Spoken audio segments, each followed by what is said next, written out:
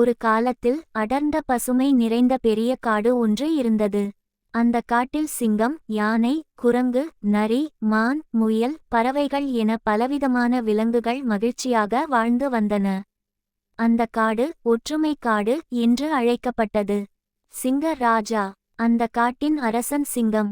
அது மிகவும் வலிமையானது என்றாலும் கருணையுடனும் நீதியுடனும் நடந்து கொண்டது. எந்த விலங்குக்கும் அநியாயம் நடந்தால் உடனே தீர்ப்பு வழங்கும். புத்திசாலி யானை. யானை அந்த காட்டின் மூத்தவன். அவன் அறிவும் அனுபவமும் எல்லா விலங்குகளுக்கும் வழிகாட்டியாக இருந்தது. சிங்கம் கூட முக்கிய முடிவுகளை எடுக்கும் முன் யானையுடன் ஆலோசனை செய்வது வழக்கம்.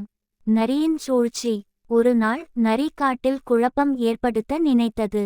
சிங்கம் எல்லாவற்றையும் தனக்கே வைத்துக் கொள்கிறது. யானை தான் உண்மையான அரசன் என்று சில விலங்குகளிடம் சொல்லத் தொடங்கியது. மான், முயல் போன்ற சின்ன விலங்குகள் குழம்பின. உண்மையா? நமக்கு தெரியாமல் ஏதோ நடக்குதே என்று பேசிக்கொண்டன. குரங்கின் கவனம். இந்த செய்தியை கேட்ட குரங்கு உடனே யானையிடம் சென்று உண்மையை சொன்னது. யானை சிரித்துக்கொண்டே, ஒற்றுமை இல்லாமல் போனால் காடு அழிந்துவிடும் என்றது. அடுத்த நாள் சிங்கம் எல்லா விலங்குகளையும் கூட்டம் அழைத்தது. அங்கு சிங்கம் கூறியது, இந்த காடு தனி ஒருவருக்கல்ல, நம் எல்லோருக்குமே சொந்தம். யாராவது போய் சொல்லி பிரிவை உருவாக்கினால் அது நம் எதிரி. நரியின் உண்மை வெளிச்சம். யானை நரியை முன்னே அழைத்து, நீ ஏன் இப்படிச் செய்தாய் என்று கேட்டது. நரி தலைகுனிந்து, நான் தான் அரசனாக வேண்டும் என்று ஆசைப்பட்டேன் என்றது.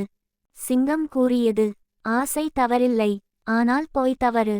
நரிக்கு கடுமையான தண்டனை இல்லை. நீ மற்ற விலங்குகளுக்கு உதவி செய்து உன் தவறை சரி செய்ய வேண்டும் என்றது. அதன் பிறகு நரி மாறியது.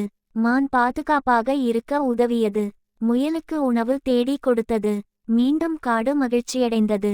எல்லா விலங்குகளும் ஒன்றாக வாழ்ந்தன.